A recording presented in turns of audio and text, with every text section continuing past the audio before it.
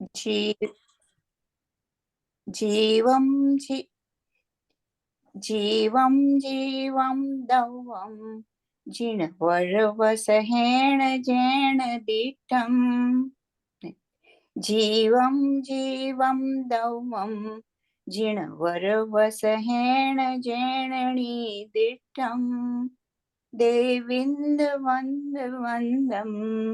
वन्दे तं सर्वदा शिरसा। देविंद विंद वंदम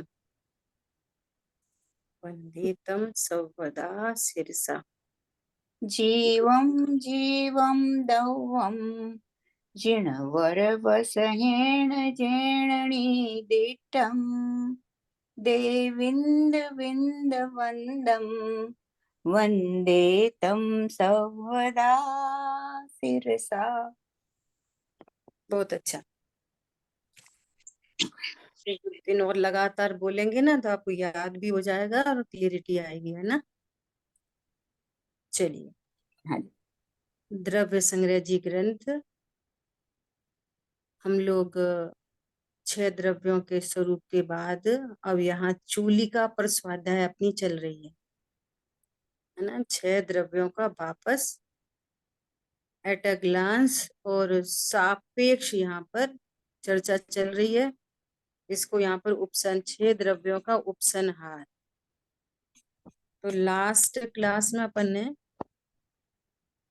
कारण तक देख लिया था, है ना, कि 5 द्रव्य कारण है और जीव अकारण है। ठीक है, ये इसके यहाँ पर सबके अलग अलग अपेक्षाएं आ रही हैं, ये अपन को समझना चाहिए। अब देखो, कत्ता में बहुत अच्छा पॉइंट आ रहा है, क्या?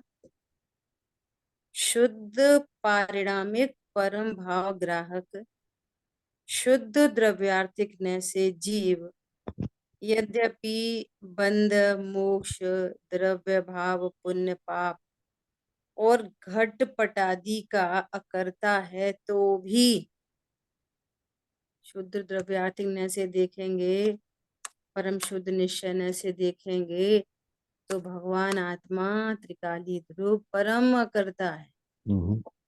घट पटादि की तो बात छोड़ो, शरीर की भी बात छोड़ दो, द्रव्य कर्म की बात भी छोड़ो, ये तो कह रहे हैं बंध मोक्ष का भी करता नहीं, है ना। तो भी ये एक पहलू हो गया, है ना, वस्तु को देखने का एक पहलू हो गया। तो भी एक मिनट होल्ड करना है ना।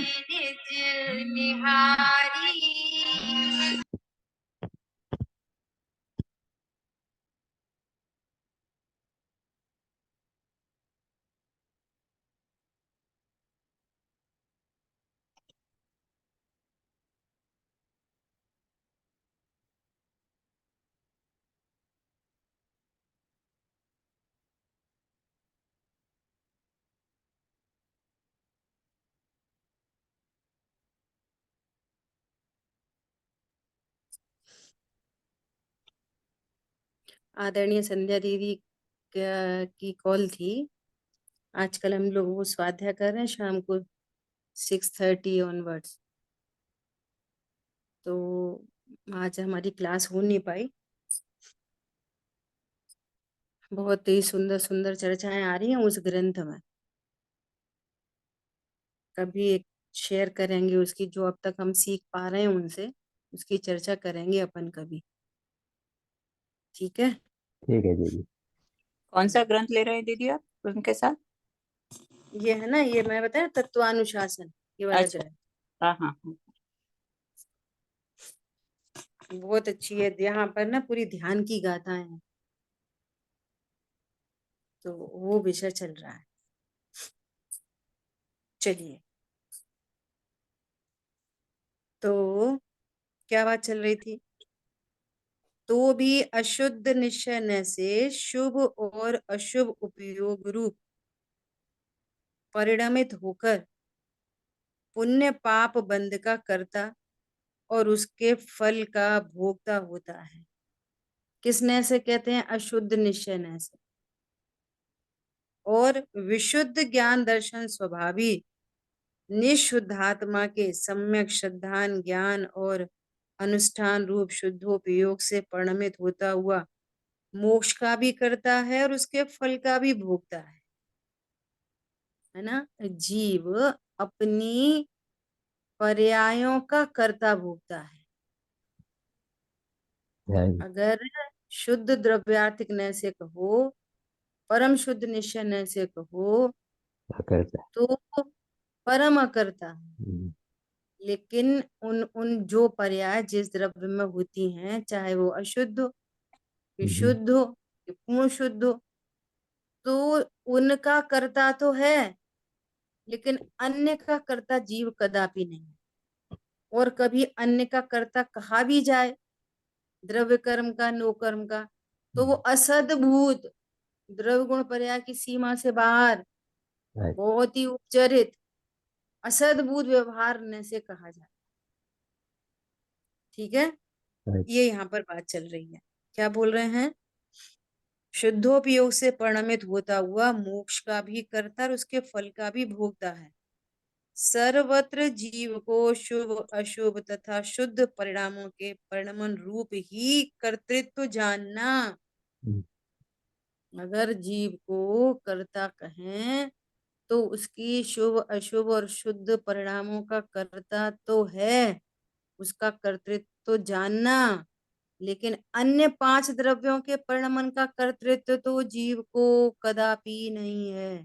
ठीक है, उद्गल आदि 5 द्रव्यों को तो अपने अपने परिणाम से जो परिणमन है वही कर्तृत्व है। वास्तव में पुण्य पापादि रूप से अकर्तृत्व ही है। पुण्य पापादि रूप मतलब शुभ और अशुभ जीव की पर्याय है ना। और पुण्य पाप द्रव्य कर्म की पर्याय है।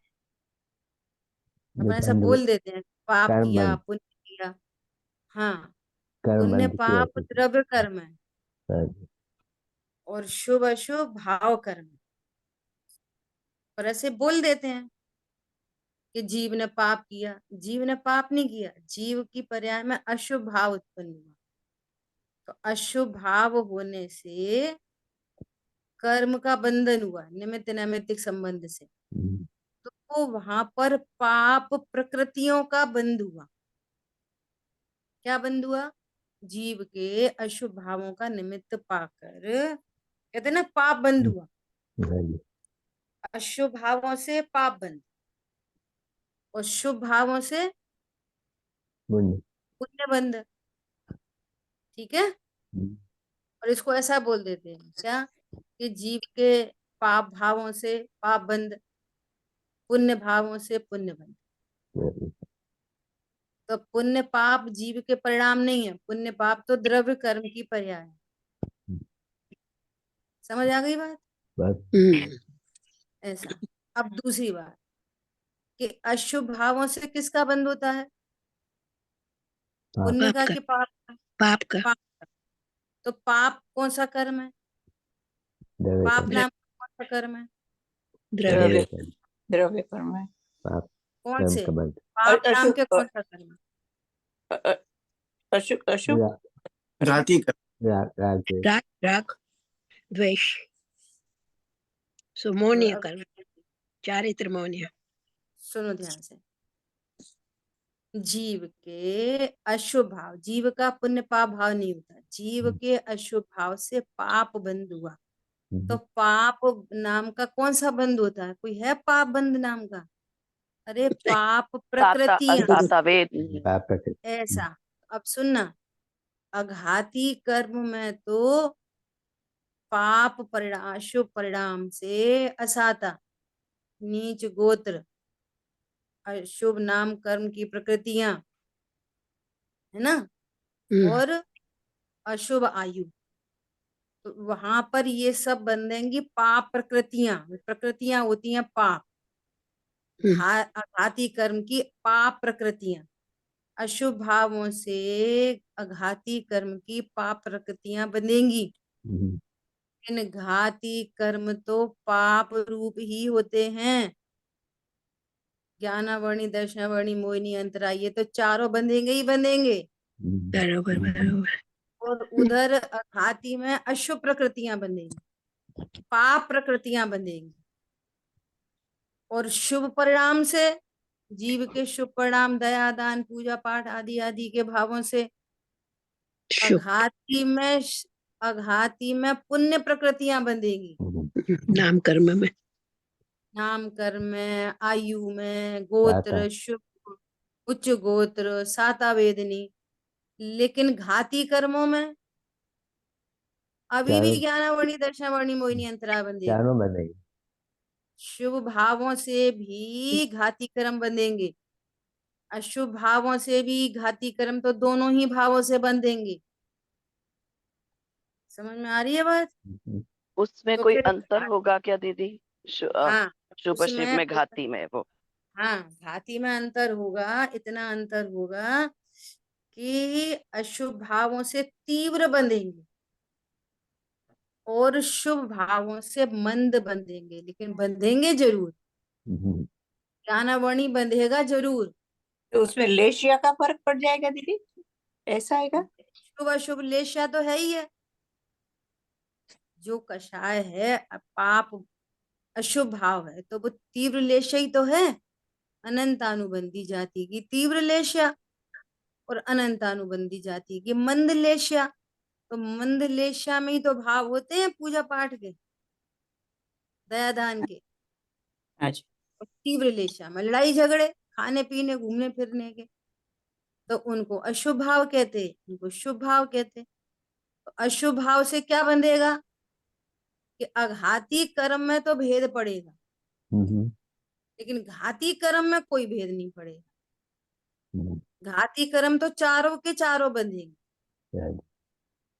चारों ही। मंद तीव्र का थोड़ा अंतर पड़ जाएगा बस। जैसे मान लिया मोहिनी है, बहुत शुभ परिणाम हो, बहुत अच्छा शुभ परिणाम हो, तो मोहिनी कर्म तो पूरा ही बंधेगा तीव्र। समझ में आ रही है? मिथ्यात्व तो पूरा ही बंधेगा। तत्व ज्ञान से शून्य है और बहुत हाईएस्ट शुभ भाव है, तो मोहिनी तो तीव्र ही बंधेगा। और अशुभ परिणाम हो तो भी मोहिनी बंधेगा। ज्ञान वर्ण आदि में थोड़ा फर्क पड़ जाएगा, वहां पर ज्ञान का क्षोभक्षम थोड़ा अधिक रहेगा, ज्ञान का क्षोभक्षम थोड़ा कम रहेगा, ऐसा फर्क पड़ जाएगा। लेकिन घाती तो दोनों केस में बंधेगा।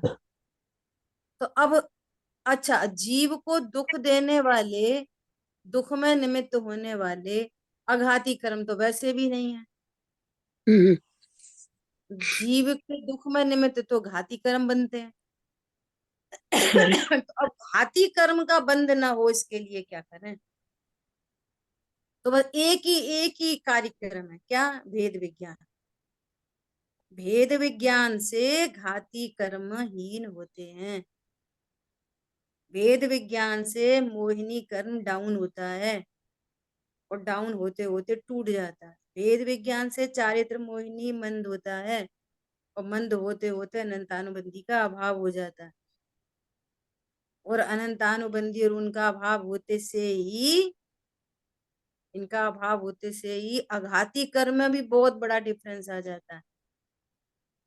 फिर कौन कौन सी गतियां बनती हैं, कौन कौन सी आयु होती हैं, कैसे कैसे नाम कर्म की प्रकृतियों का बंध होता है, कैसे साता साता का कैसा बंध होता है, वो सब फिर बहुत सारी प्रकृतियां वो पुण्य रूप बनती हैं। पाप प्रकृतियों का तो अभाव ही हो गया बहुत सारी, सबका नहीं लेकिन कुछ का अपने आप ये काम हो गया।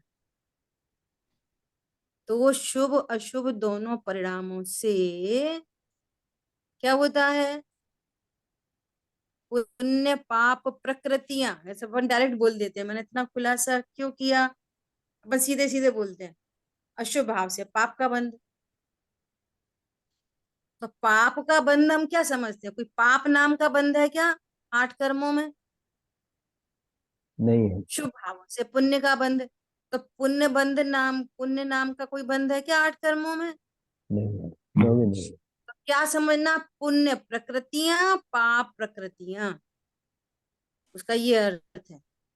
पुण्य बंधेगा मतलब पुण्य प्रकृतियां, पाप बंधेगा मतलब पाप प्रकृतियां।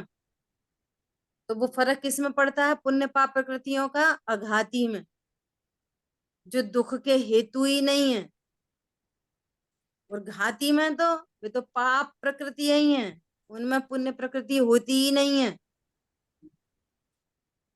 समझ आई बात? हम्म, तो कह रहे दीदी हैं कि वास दीदी प्रश्न, हम्म ये जो अपने जैसे आत्म सन्मुख परिणाम होते हैं जो वैकल्पिक रूप में, तो हम्म तो वो सब शुभ राग है, तो वो हम्म। मंद अनुजीवी गुणों का मंद घात करते हैं। हाँ देखो, वहां शुभ राग महत्वपूर्ण नहीं है। महत्वपूर्ण कौन है? जो भेद ज्ञान की प्रोसेस है, तत्व विचार, तत्व निर्णय, इससे घाती कर्म की मंदता होती है। हम्म। समझ आई बात? पर अपन अपन नहीं ऐसा कहते हैं कि पूर्व पुण्य से अपने को ये सब संस्कार रहते हैं, और ये सब देवगुरु शास्त्र का फिर से मिलना हो जाता है। बहुत स्थूल कथन है, बहुत हाँ, स्थूल। तो वो उसको कनेक्ट करके समझाइए। हाँ, बहुत स्थूल। क्या कि पूर्व पुण्य के उदय से, सुनना बहुत इंपॉर्टेंट बात है ये भी। अभी अभी अपन ने चर्चा की कि पूर्व के शुभ भावों से पुण्य बंधा, पुण्य बंधा तो अघाती कर्मों में संयोग बन जाएगा। क्या? देव शास्त्र गुरु, देव शास्त्र गुरु का संयोग बन गया अघाती कर्मों में। पूर्व में अशुभ भाव बहुत हुआ और उस संबंधी कर्म बंधा, तो देव शास्त्र गुरु का समागम भी नहीं मिले, जैन कुल ही नहीं मिले। लग्जरी मिल सकती है लेकिन जैन कुल नहीं मिले। तब तो अपन कहते बहु पुण्य उदय मम आयो, प्रभु तुमरा दर्शन पाया। और दीदी जब असंख्यात लोग प्रमाण भेद हैं, जैन कुल में जन्म भी मिल जाए तो देव दर्शन को नहीं जाए। उत्तरोत्तर दुर्लभता, दर्शन के लिए जाए तो स्वरूप नहीं समझे, स्वरूप समझ जाए तो उनको करता जाने, उनसे कुछ भला होएगा। पुण्य शुभ भावों में धर्म की भ्रांति रखे। समझ आ रही बात? तो देव शास्त्र गुरु मिले नहीं मिले एक ही बराबर है। अब देव शास्त्र गुरु मिल गए तो अब हमारा काम कैसे बने कि देव शास्त्र गुरु मिल गए तो मंद कषाय तो कदाचित उसकी अधिक हो सकती है जो देव शास्त्र गुरु के स्वरूप को ही नहीं जान रहा, तो वो कार्यकारी नहीं होती। यहाँ घाती कर्मों में कुछ चेंजेस आए तो उसके लिए जो तत्व ज्ञान करे, भेद विज्ञान, तत्व ज्ञान भेद विज्ञान, हूँ आत्मा छू एम नक्की कर, हूँ आत्मा छू एम निर्णय कर। तो ये जो नक्की और निर्णय की जो प्रोसेस चल रही है, अब कषाय मंद तीव्र हो सकती है, वो डिफरेंट है एकदम, चारित्र की पर्याय ये एकदम डिफरेंट है। और दूसरा एंगल स्यादवाद है ना, दूसरा एंगल कि जिस ज्ञान में ये तत्व निर्णय की प्रोसेस चल रही है वो नक्की करता है, निर्णय बना रहा है, वास्तव में वो ही मंद कषाय है। दूसरे एंगल से उधर कषाय बहुत मंद दिख रही है, जो खाने दे दो खाने खा ले, पहनने दे दो पहन ले, एकदम किसी से कुछ बोले ही नहीं, एकदम शांत परिणामी। लेकिन देव शास्त्र गुरु का स्वरूप ही नहीं पता, भेद ज्ञान की तो बात ही दूर है, तो एक एक नए से उसको तीव्र कषाई कहते हैं। हम तुमको दिख रही है बहुत मंद कषाय, है वो तीव्र कषाई। कैसा तीव्र कषाई? कि जो अपने स्वरूप को समझने तैयार है। स्यादवाद है, समझना एक एंगल क्या है, एक एंगल क्या है। तो यहाँ पर कह रहे हैं कषाय की मंदता वास्तव में क्या है? जो स्वरूप का नक्की कर रहा है। अब जो नक्की करने की प्रोसेस में जा रहा है इसका मोह गलेगा। समझ में आ रही है? ये कार्यकारी बनेगा। कषाय की कोई तीव्रता हो सकती है, कोई पर्टिकुलर तीव्रता हो सकती है। तो कषाय की मंदता और तीव्रता कार्यकारी नहीं होती कभी भी। देखो युद्ध का मैदान, कषाय कितनी तीव्र और मोक्ष मार्ग चालू है। और कषाय का गलना तो निर्जरा रूप होता है ना दीदी, वो कषाय खत्म हो रही का कषाय। कषाय का गलना तब होता है जब परिणति स्वभाव सन्मुख होती है, और स्वभाव बराबर है वो तो। के बिना कषाय कोई गलती बलती नहीं है। वो पर गलना मेरा जो कही पूछने का भाव जाती है, ये था कि वो शुभ गलना जो रूप ही है कही ना अभी जाती तक। है वो मंदता रूप है बस। अच्छा अच्छा, मंदता रूप मंदता है रूप। बस, वो ओके। गली वली कुछ नहीं है।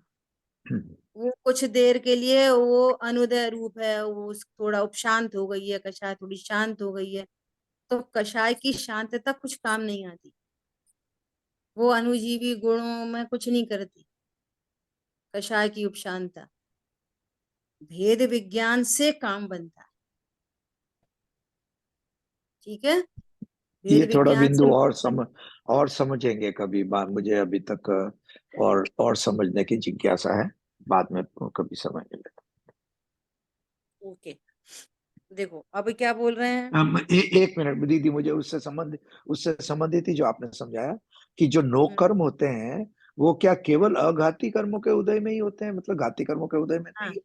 नहीं नहीं, घाती कर्म फलते हैं परिणामों में, जीव की पर्यायों में, बराबर। और अनुजीवी अघाती गुणों कर्म के, हाँ। फलते हैं शरीर और संयोगों में।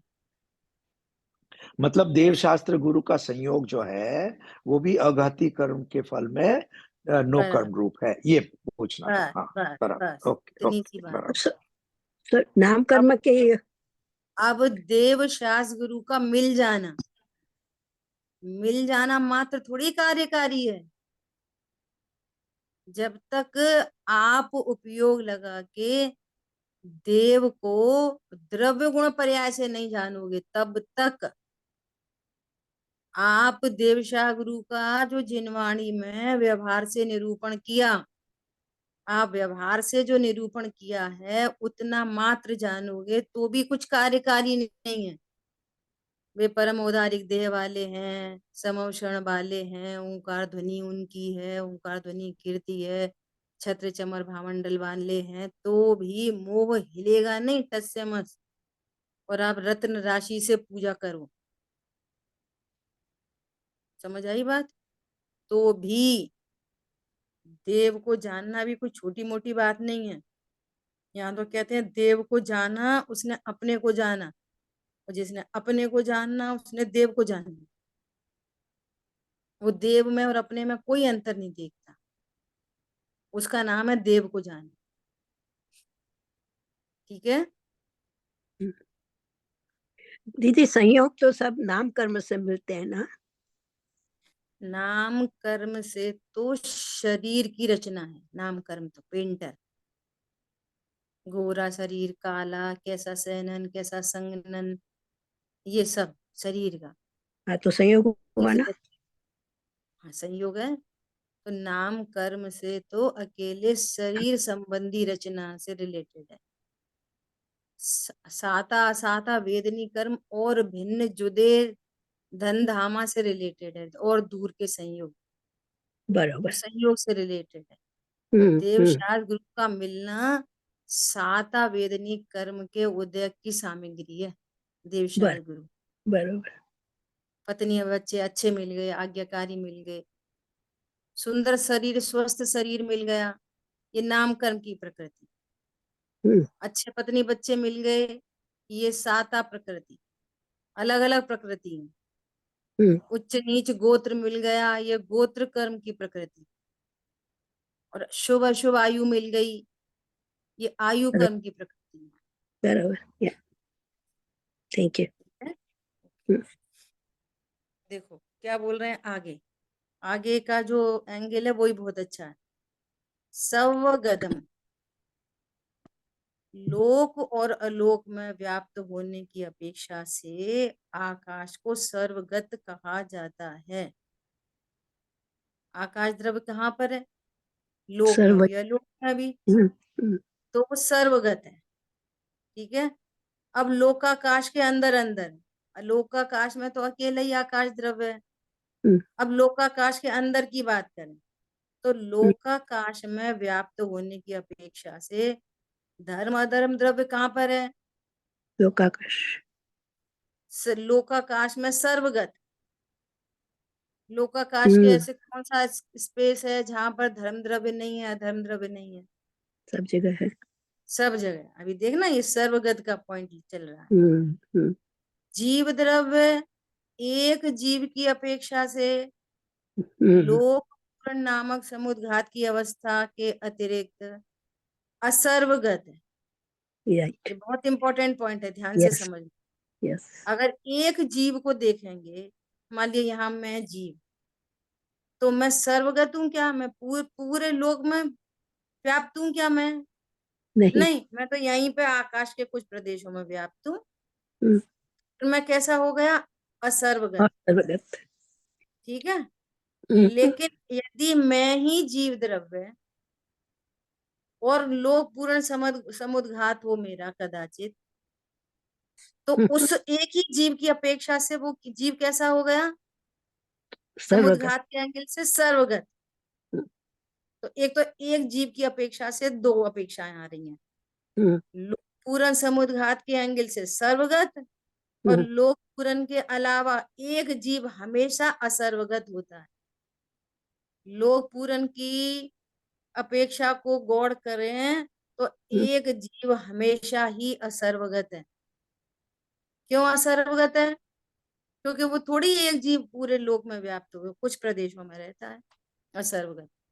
लेकिन देह प्रमाण, पूरे पूरे लोक में ऐसा कौन सा स्थान है जहां पर कोई जीव राशि न हो?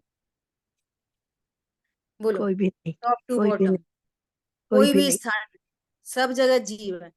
तो कह रहे हैं परंतु भिन्न भिन्न जीवों की अपेक्षा से हम्म, जीव भी सर्वगत है। हम्म, भिन्न भिन्न जीवों, एक जीव की अपेक्षा से नहीं, हम्म, भिन्न भिन्न जीवों की अपेक्षा से जीव सर्वत्र हैं, सर्वगत है ना? और हम्म, लोक पूर्ण समुद्घात की अपेक्षा से एक जीव भी सर्वगत हो जाता है, पर्टिकुलर केस है। और अगर सामान्य केस में देखें तो जीव असर्वगत होता है।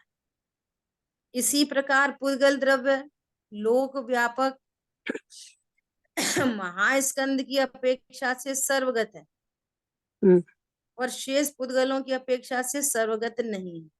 ऐसे असल, ऐसे ही देखो भिन्न भिन्न पुद्गलों की अपेक्षा से कि ऐसा कौन सा क्षेत्र है जहां पर पुद्गल द्रव्य ना हो लोकाकाश में? सब कोई भी जगह नहीं, पुद्गल है, हम्म, तो सर्वगत ऐसा। अच्छा, ऐसी काल द्रव्य को, काल द्रव्य एक कालाणु द्रव्य की अपेक्षा से सर्वगत नहीं है, लेकिन लोकाकाश के प्रदेश के बराबर भिन्न भिन्न कालाणुओं की अपेक्षा से काल द्रव्य भी लोक में सर्वगत है। इसका अर्थ ये है कि कहीं भी आंख बंद करके एक पॉइंट रखो यहाँ पे, एक सिंगल पॉइंट, निडिल का एक पॉइंट, उसके भी एक अनंत विभाग का एक पॉइंट रखो, तो वहां पे कितने कितने द्रव्य मिलेंगे? सब जगह अच्छा, कितने द्रव्य मिलेंगे? यहाँ छह रखो, यहाँ रखो, वहां छह रखो, वहां होते रखो, हैं, छह होते छह हैं, के छह द्रव्य, सब जगह छह द्रव्य, सब जगह छह द्रव्य मिलेंगे। ऐसा कोई सा प्रदेश नहीं है आकाश का, लोकाकाश का, जहाँ छह द्रव्य न होते हों। समझ आई बात? बोलो। ऐसा आकाश द्रव्य का लोकाकाश के अंदर कोई प्रदेश नहीं है जहां पर छह के छह द्रव्य न हो। बोलो। एक बात।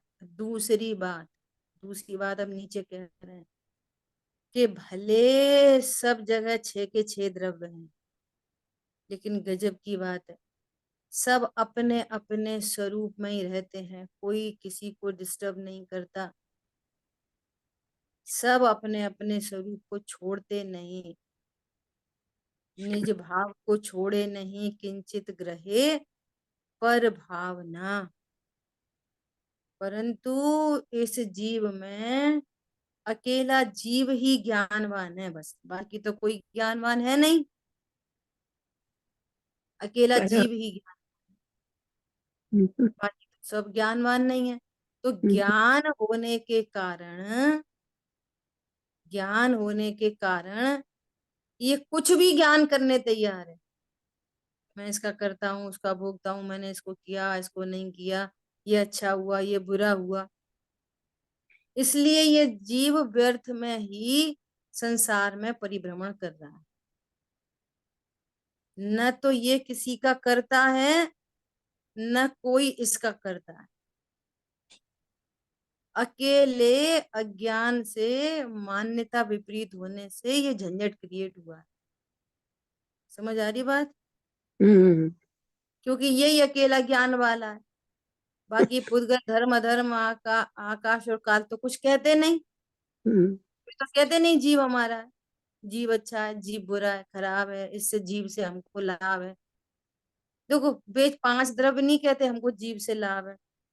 जीव नहीं होता तो हमें कौन जानता। मत जानो उसको, उनको क्या फर्क पड़ता है। जानता ही नहीं। लेकिन ये जीव है जो कहता है कि मुझे पुद्गल से लाभ है, पुद्गल से हानि है। बोलो, ये कितनी व्यर्थ की बात है। समझ आई बात? अभी मानता है। एसपी बारिल साहब आए थे वहां ग्वालियर, हम्म, है ना। तो वहां पर संजीव जी की गोपाचल पर्वत पे वो श्रद्धांजलि सभा रखी। तो उन्होंने बोला कि ये विचार करता है कि मेरे 1 करोड़ रुपया इकट्ठा हुआ, अब मैं इसको बैंक में डालूं, कहीं पे लगाऊं, है ना, तो 10 साल में ये 2 करोड़ हो जाएंगे। अरे भैया, विचार तो कर कि वे तो 10 साल में 2 करोड़ हो जाएंगे, परंतु 10 साल में तेरी मनुष्य पर्याय तो चली जाएगी। तेरे तो जो मनुष्य आयु 10 साल घट जाएगी, उम्र घट रही है और पुद्गल बढ़ रहा है तुम्हारे संयोग में। तो लाभ किसका हो रहा है? बोलो, क्या लाभ बन रहा है? और फिर जितना धन छोड़ के जाना है, तो वो तो तुम्हारे कभी काम नहीं आया। जो धन छूट गया, और छूटता ही है, वो तो हर हाल में छूटता है। तो छूटे का मतलब क्या है? जो छूटा, जितना अलग नहीं धन था। गया, वो किस किस काम का है? वो कभी काम का नहीं था। और जो काम का नहीं था, उसके पीछे जो दौड़ रहे, और जो छोड़ के मर जाएगा, बोलो उससे क्या लाभ है? जो 10 साल में 2 करोड़ हुआ और खुद ही निपट गया 8 साल में। तो अरे, ये धन की दृष्टि, धन बुरा नहीं है, धन का तो परिणाम है। जैसे यहाँ बात चल रही है, 6 के 6 द्रव्य पूरे लोक में व्याप्त हैं, और पुद्गल यहाँ से वहां, वहां से वहां, वहां से वहां, उसका क्षेत्रांतर स्थानांतरण हो रहा है, बस हो ही रहा है। वो तो किसी से कुछ कहता नहीं है। ये जीव ही व्यर्थ में बोलता है कि ये धन मेरा है और मुझे धन से लाभ है। बोलो, क्योंकि यही ज्ञानवान है, वे तो ज्ञानवान है नहीं। तो इस ज्ञान को क्या करना? इस ज्ञान से क्या करना? जो वर्तमान में संगी पंचेंद्री पना पूर्व के पुण्य के उदय से मिला, ये जो क्षायोपशम्य ज्ञान है ना, ये घाती कर्मों की मंदता, क्षयोपशम उदय कम है, क्षयोपशम ज्यादा है ना, इसको पुण्य का उदय कह रहे। संगी पंचेंद्री पना मिला, देशाय गुरु मिले, तो इसमें क्या करना? ये जानना कि ये धन सुख का हेतु नहीं है, ऐसा जानना। और फिर भी किसी ने ऐसा जाना धन सुख का हेतु नहीं है, तो भी पूर्व शुभ भाव से जो पुण्य बंधेगा वो तो उदय में तो भी आएगा, लेकिन तुम्हारी दृष्टि बदल गई तो तुम्हारी पूरी सृष्टि बदल गई, तुम्हारी थॉट प्रोसेस बदल गई, तुम्हारी सोच बदल गई। सोच बदलने से अपने वो आनंद स्वयं में ही भाषित होने लगा। मैं ही सुख स्वरूप हूँ, ये आनंद मेरा ही स्वरूप है जो परद्रव्यों से नहीं आता। और धन बहुत ढेर लगा रहे, धन है लगा रहे, नहीं है मत रहे। अपने स्वरूप को भूलकर दुख होता है और स्वरूप को जानकर सुख होता है। पर की तो यहाँ पे कोई कल्पना ही नहीं है। समझ में आया? बराबर। दीदी ने भी अभी परसों एक पॉइंट कहा कि ये ज्ञान पर द्रव्यों को पर रूप से ही जानता है,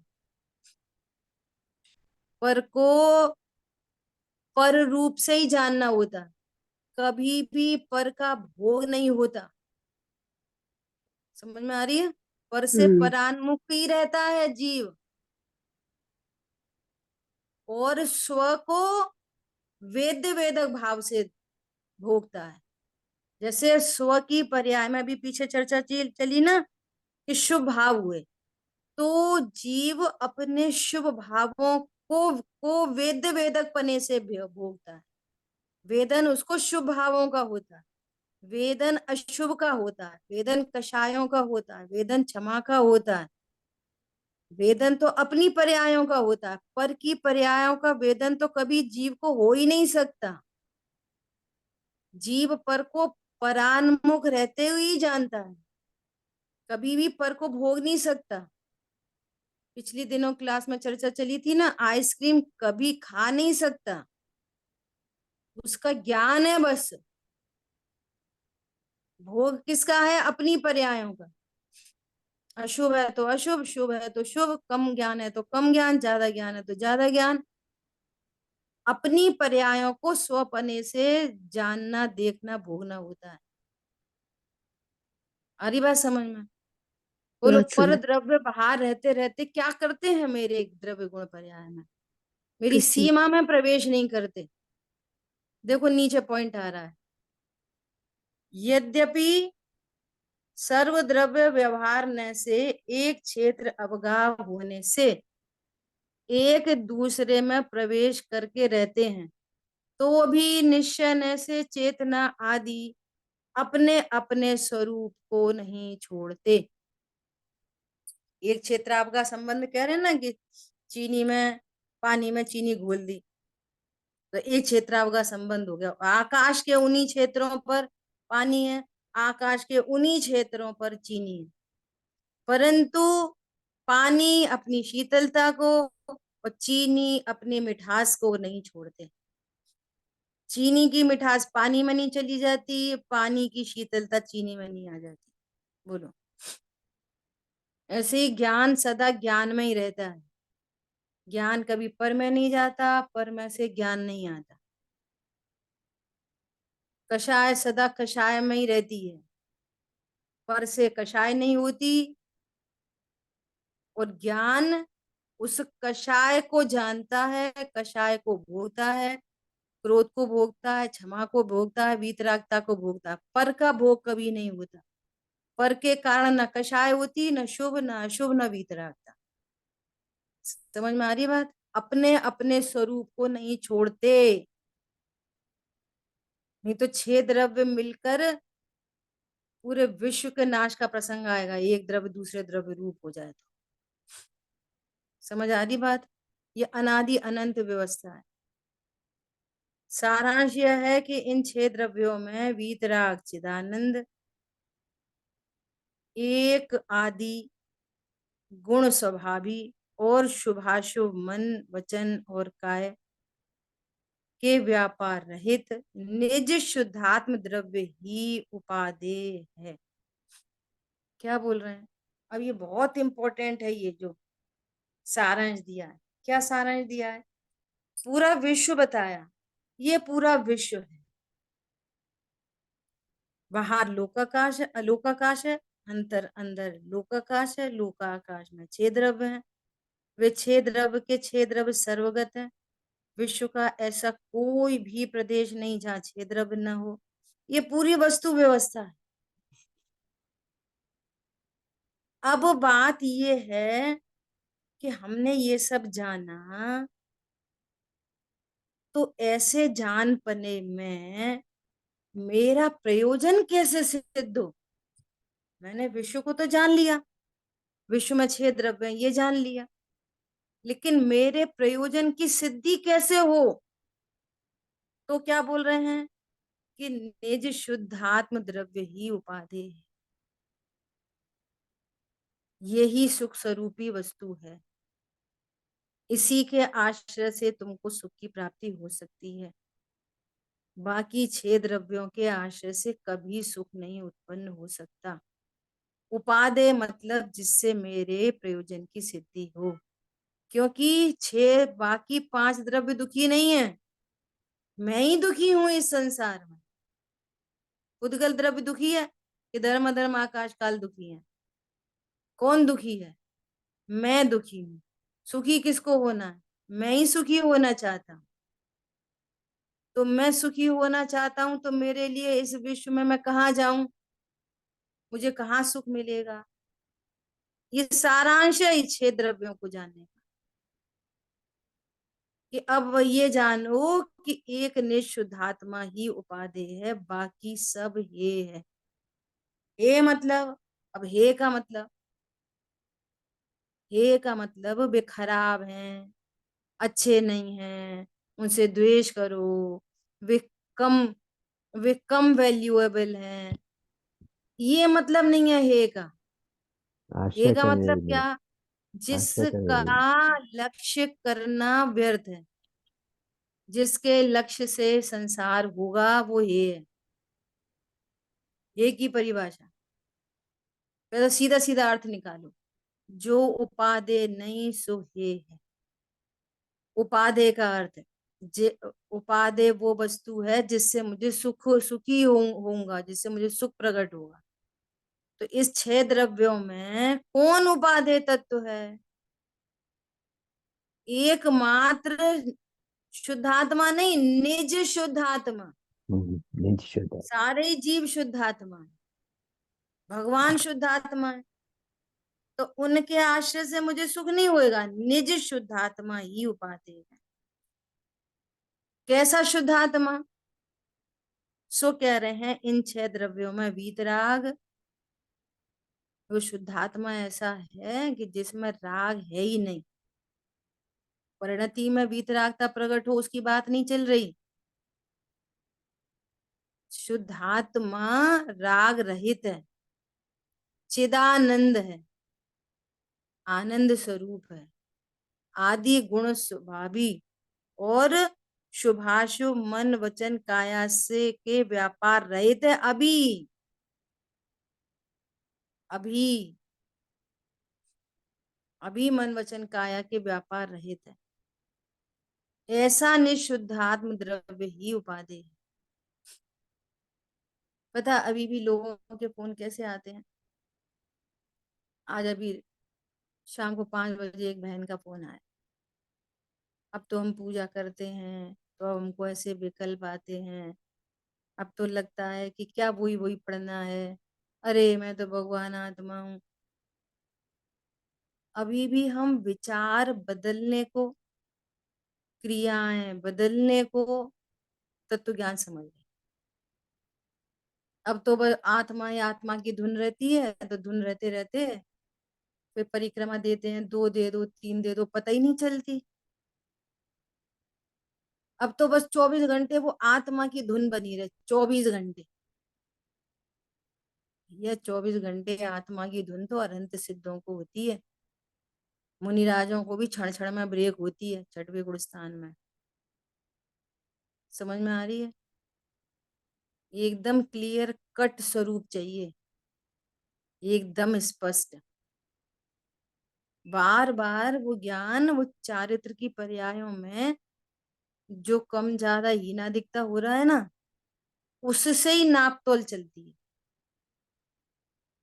यहाँ पर कह रहे हैं कि यहाँ तत्व निर्णय हुआ और ऐसा श्रद्धान उदित हो रहा है कि मैं जीव हूं, इससे काम बनेगा, परिणाम शुभ अशुभ अदल बदल चलती रहेगी, कम ज्यादा होते रहेंगे। चौथे गुण स्थान में बहुत तूफान, कौन स्वीकार करेगा चौथे गुण स्थान में इतने सारे जीवों को सामने रखा जाए। तो मोक्ष मार्ग इसलिए कहा जाता है क्रिया परिणाम से नहीं चलता मोक्ष मार्ग। मोक्ष मार्ग चलता है श्रद्धान से, सम्यक अभिप्राय से, सम्यक थॉट प्रोसेस से, निमित्तों को बदलने से नहीं, क्रियाओं को बदल लेने से नहीं। मैं कौन हूं, मेरा क्या स्वरूप है, ये चाहिए अस्थि से। नास्ति तो अनंत की है, कितनी नास्ति करने जाओगे। समझ आई बात? समय अपना हुआ है, शेष चर्चा अपन आगे करें। जिन वाणी के ज्ञान से सूझे लोकालो, सो वाणी मस्तक पे नमो सदा देत हूँ। बोलिए द्वाशांगमयी जिन वाणी माता की जय। जय हो। जय हो। जय हो जय जिनेन्द्र। जय जिनेन्द्र।